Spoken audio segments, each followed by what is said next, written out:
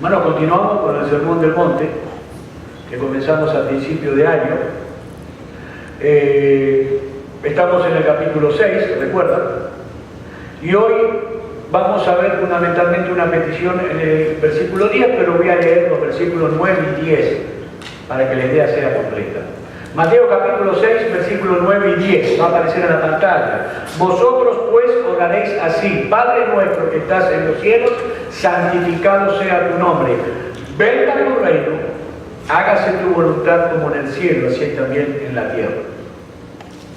Estamos desde hace un par de semanas atrás analizando o estudiando lo que se ha dado a llamar el Padre Nuestro, o la oración del Señor Jesús.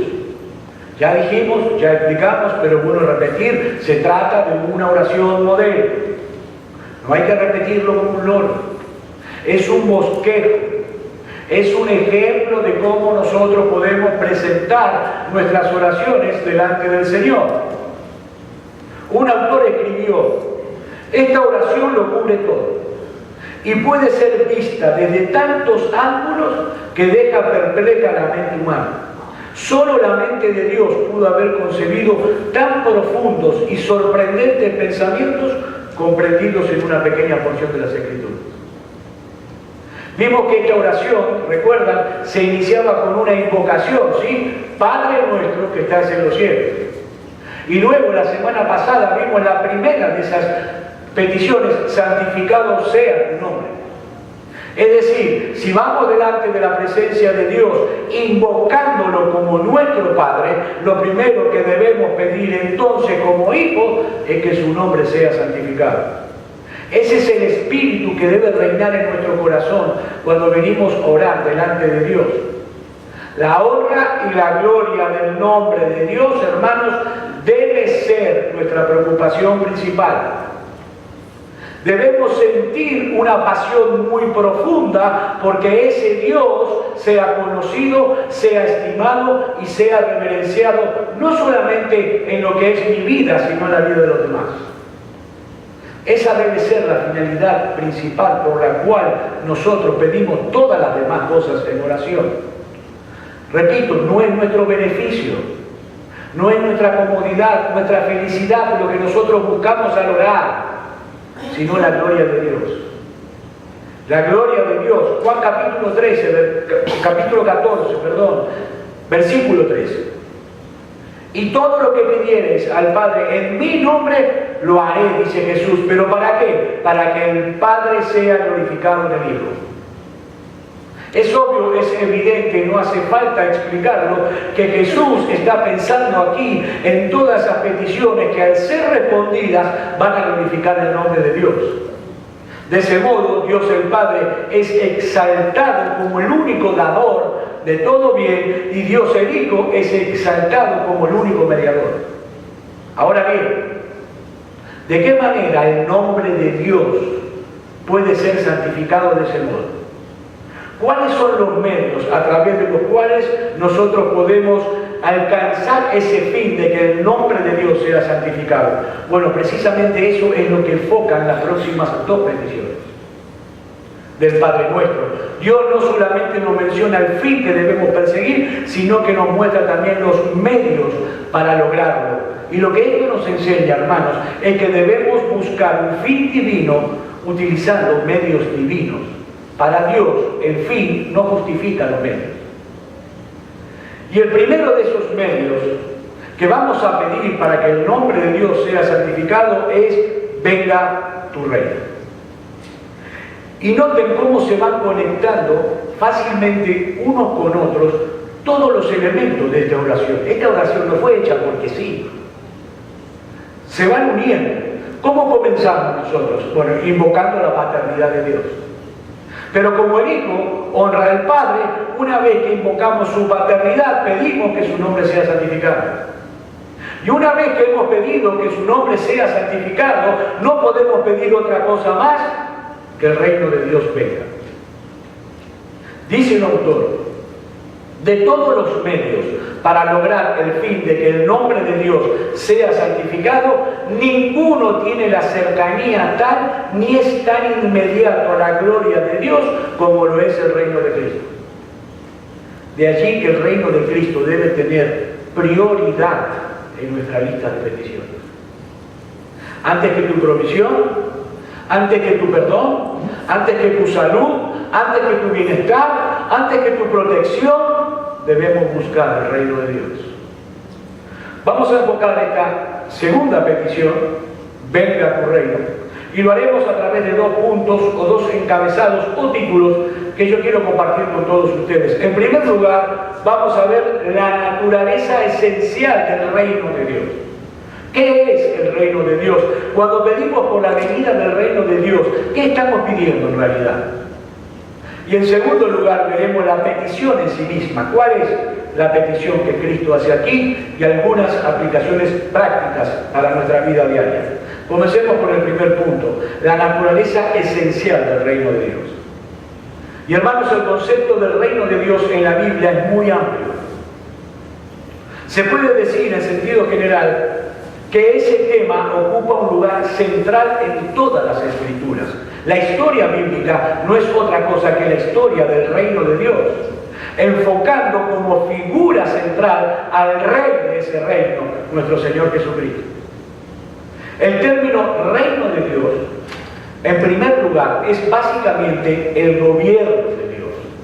O sea, su dominio sobre todas las cosas que Él mismo ha creado y más específicamente sobre el pueblo que Él ha redimido.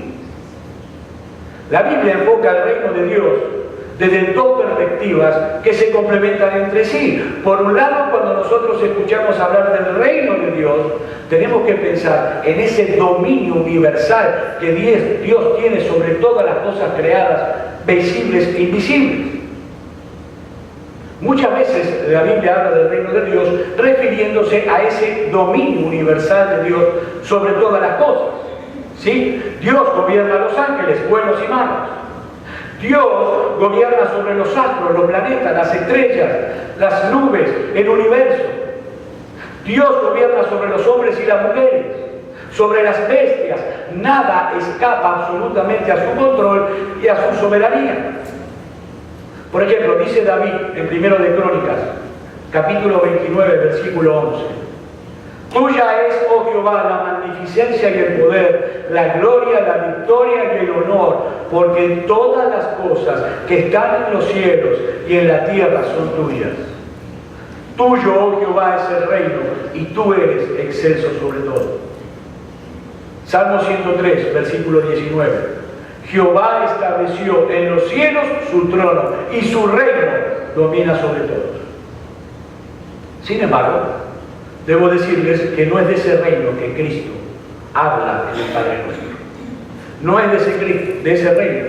No es de ese reino universal de Dios que domina sobre todas las cosas. ¿Saben por qué? Porque ese reino opera a la perfección. Porque Dios lo sostiene. En cierto modo, podemos afirmar que no es necesario que nosotros pidamos en oración nada en cuanto a ese reino universal.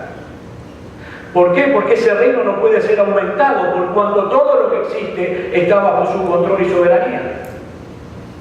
Sin embargo, aunque todo y todos estamos bajo la esfera del gobierno de Dios, no todos los ángeles ni todos los hombres se someten a ese gobierno voluntariamente.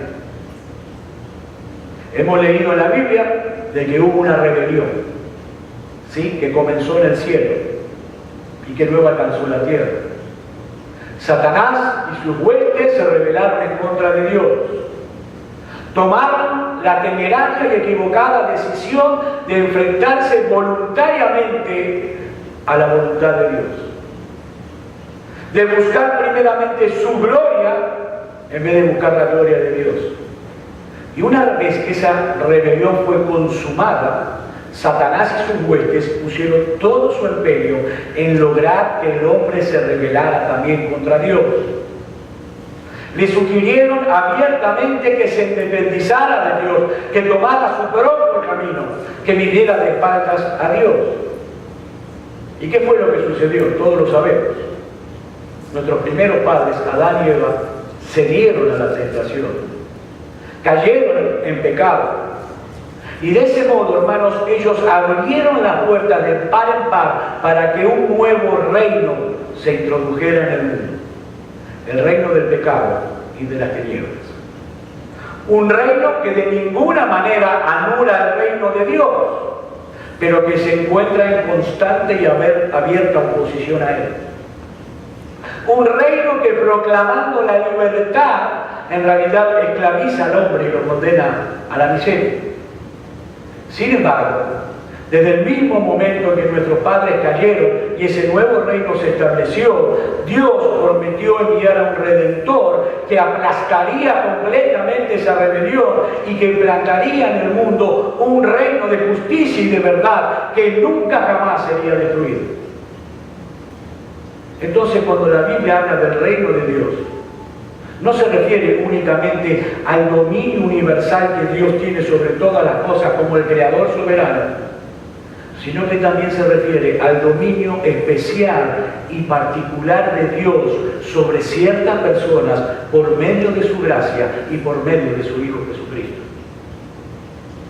Tenemos el dominio universal de Dios por un lado, pero hay un reino, dijimos, que se ha introducido en el medio, un reino que es totalmente antagónico a la voluntad de Dios, un reino donde sus súbditos no se someten a la soberanía de Dios, y Dios entonces prometió enviar un Redentor que habría de implantar un gobierno que gobernaría sobre ciertas personas escogidas por Él desde antes de la fundación del mundo por medio de su gracia. Y hermanos míos, es precisamente de ese reino que Jesús habla en el Padre Nuestro.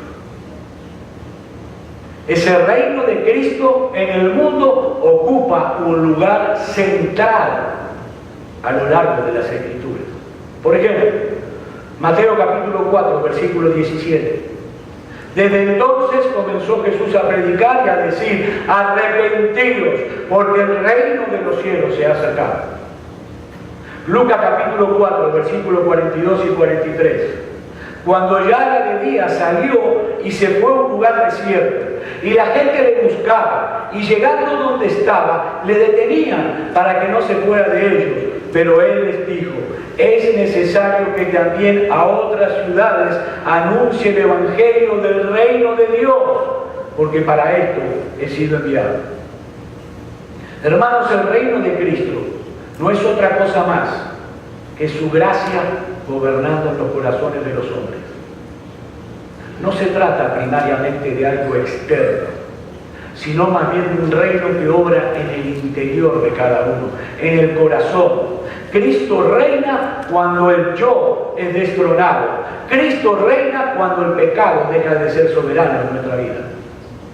Romanos capítulo 6, versículos 12 al 14.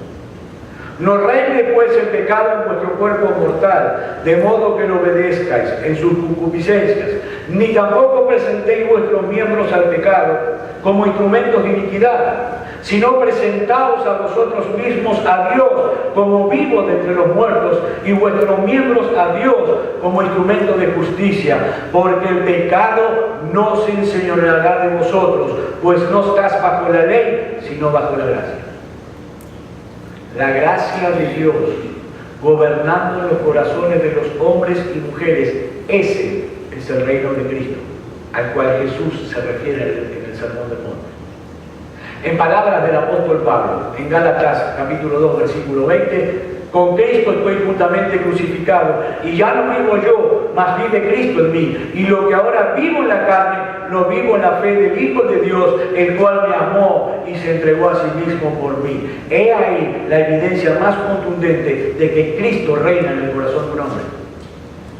¿Qué dice Pablo? Ya no vivo yo.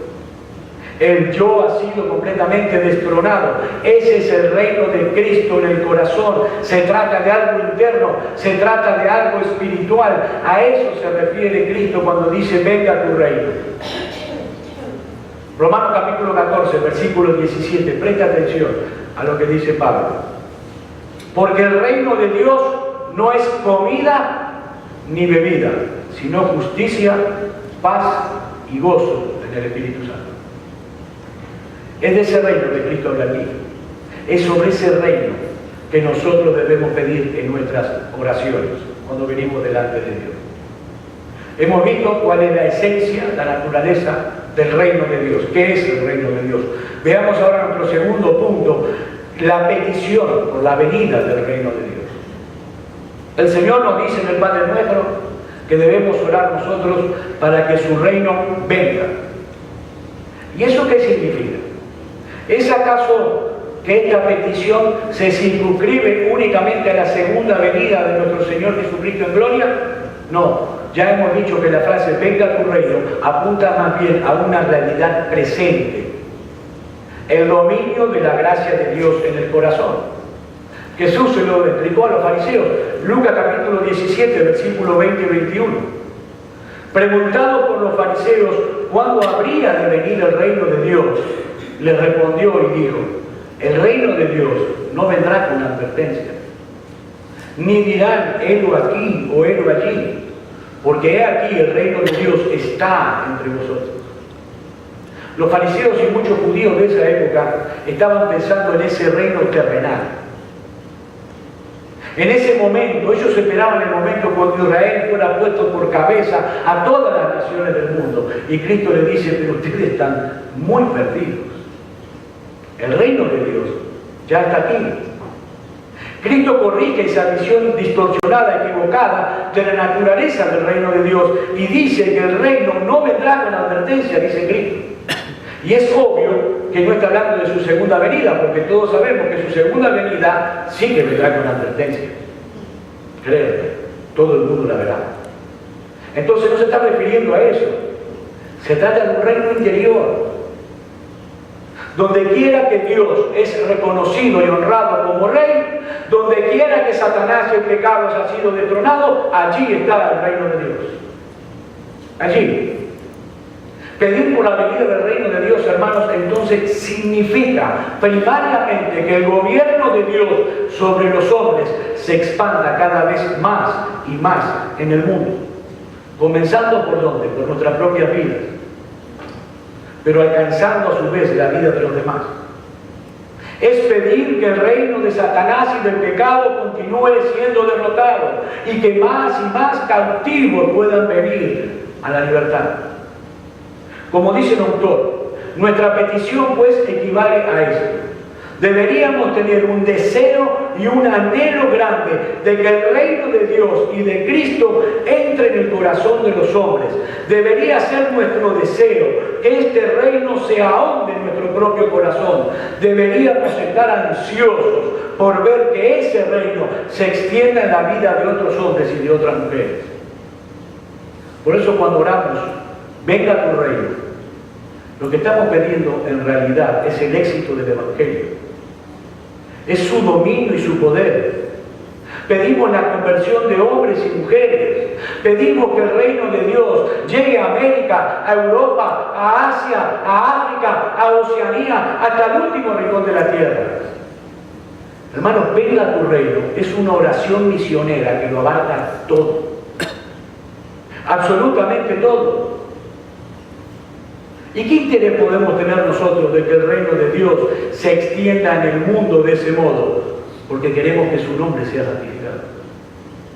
¿Se dan cuenta cómo se unen las peticiones? Porque queremos que su nombre sea santificado. Hermanos, nosotros no debemos tener, escúchenme bien, ninguna otra motivación que no sea esta cuando venimos en oración. Otro comentarista lo explica más ampliamente. Venga tu reino es orar porque nosotros mismos seamos hechos sujetos leales a Dios. Es orar porque seamos hechos amantes, fieles y obedientes a cabalidad. Es orar para que éste pueda ser el caso de todos aquellos que nos rodean. Es orar que la palabra del reino sea predicada en todas las naciones. Es orar que las iglesias cristianas sean establecidas en cada región de nuestra tierra. Es orar que los hombres puedan ser bendecidos en Cristo Jesús y que todas las naciones lo llamen a Él bendito. Es orar que los reinos del mundo vengan a ser de nuestro Señor Jesucristo. Es orar que todo poder opositor sea abatido y que Dios sea el todo en todos. Eso es pedir venga tu reino. Eso es.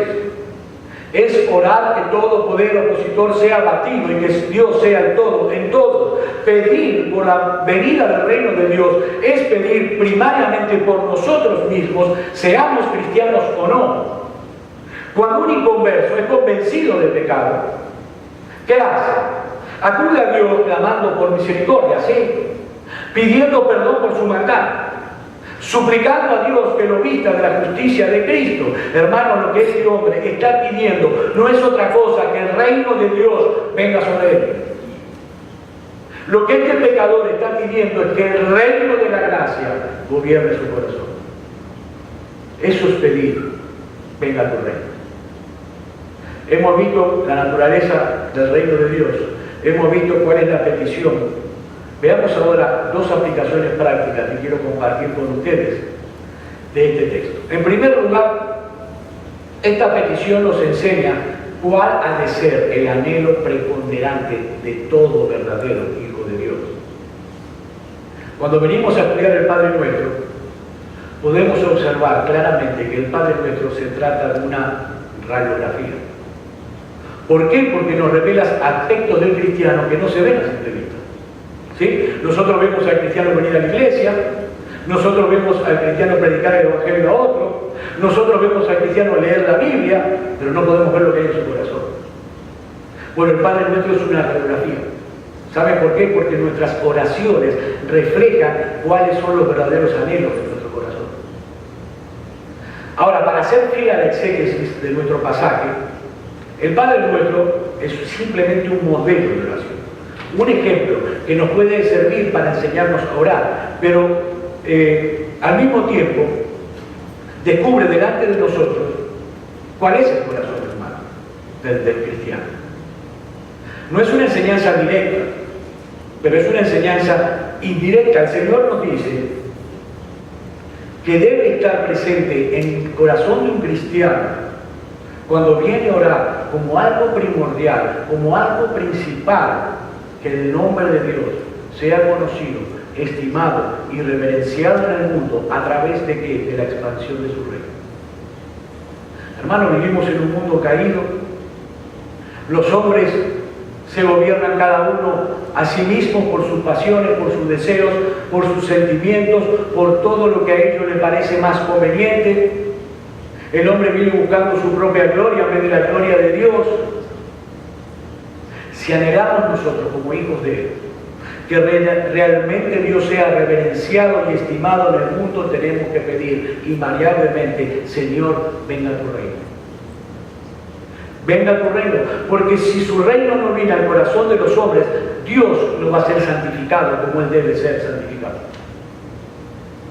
Antes de pedir por el pan nuestro de cada día, antes de pedir por el perdón de nuestros pecados, antes de pedir ser librados de toda tentación, debemos pedir: Señor, santificado sea tu nombre, venga tu reino y que tu voluntad sea hecha.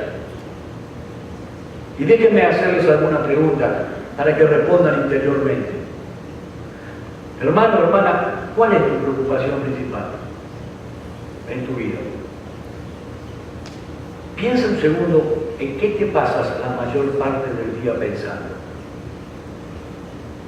¿Cuáles son las cosas que realmente te intranquilizan?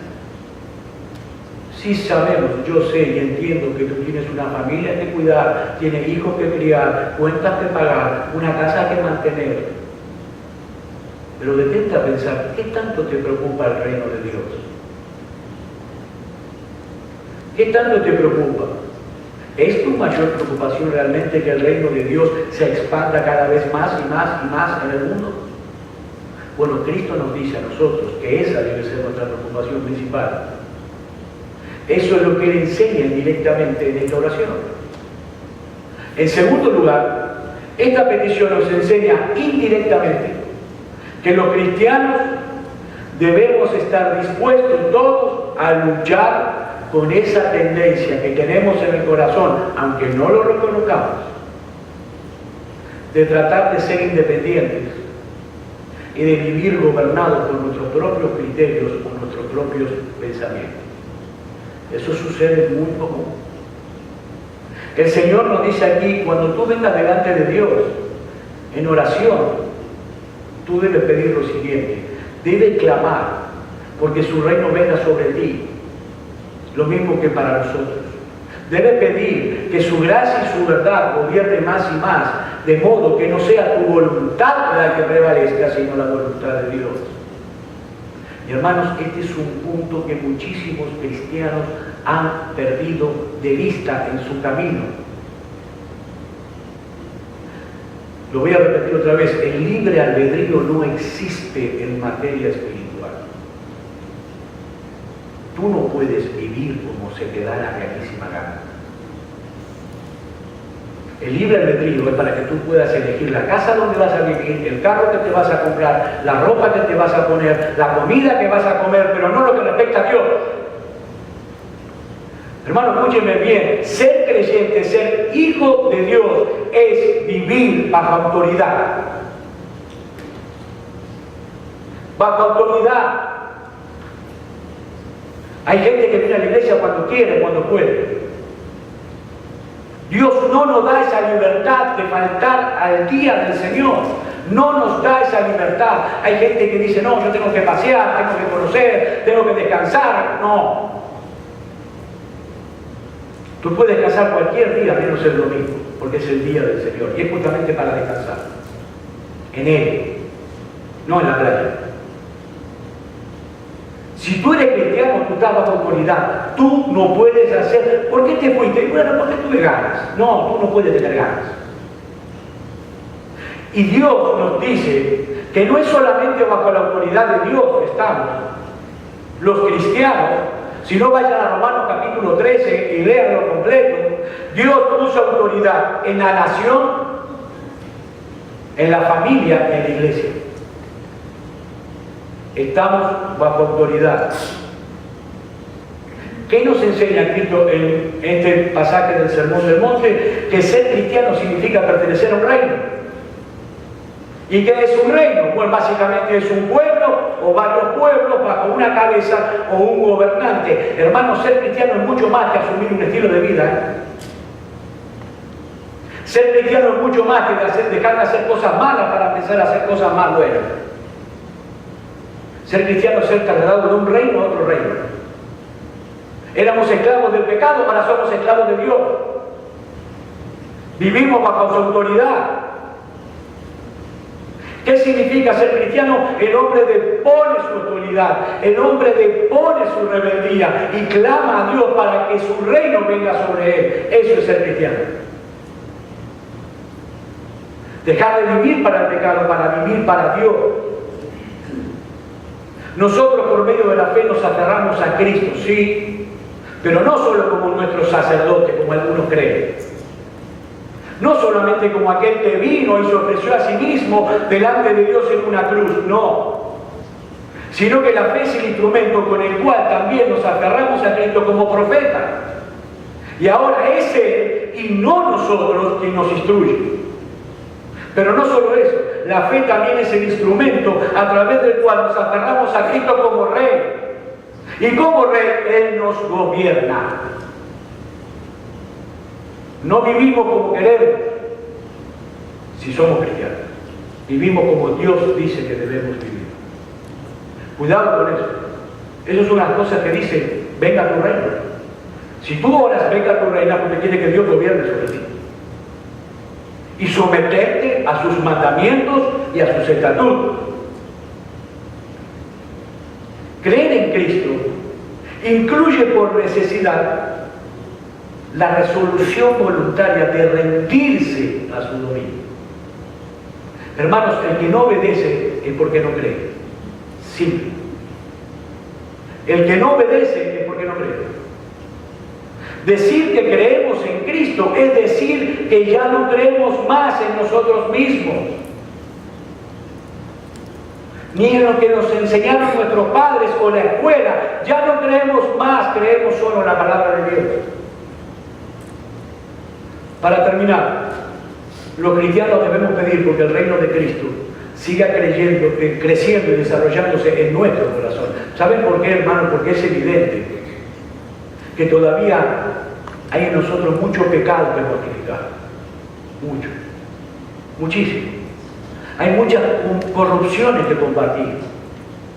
Hay muchas virtudes que Él nos dio para desarrollar y por lo tanto debemos pedir continuamente: Señor, venga tu reino. Que el reino de la gracia en mi corazón sea cada vez más evidente. Padre, concédeme que pueda crecer cada vez más en tu conocimiento, en amor, en odio por el pecado, para que de ese modo tu nombre pueda ser santificado. Esa debe ser nuestra oración. El cristiano también ora porque ese reino de Dios sea cada vez más evidente en otros, en quienes nos rodean, en nuestra familia. Que los incrédulos entren en Él y que los demás creyentes puedan seguir siendo cada vez más obedientes. Pero también pedir por la venida del reino de Dios es pedir por la total erradicación de la injusticia, del mal y del pecado. Y todo eso va a ocurrir, hermanos, cuando nuestro Señor Jesucristo vuelva en gloria e implante su reino eterno de justicia aquí. Es pedir porque llegue ese bendito momento en que podamos ver a nuestro glorioso y bendito Salvador cara a cara.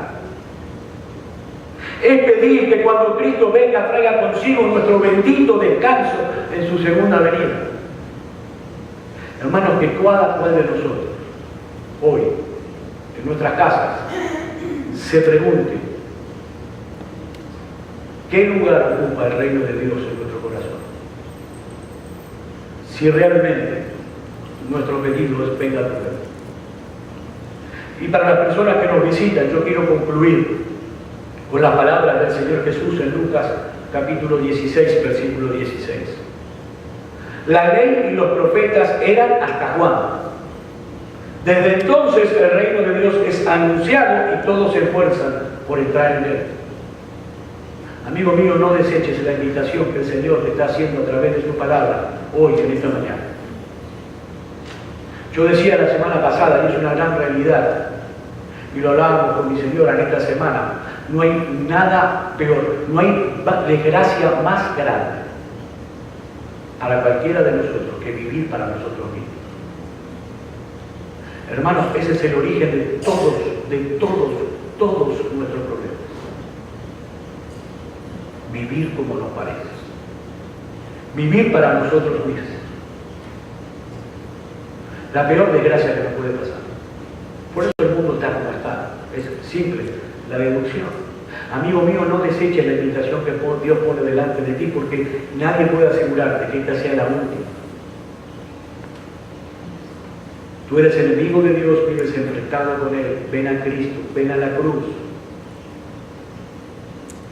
Él promete en su palabra que no echará fuera a nadie que venga a Él con un corazón contrito y humillado, clamando por misericordia.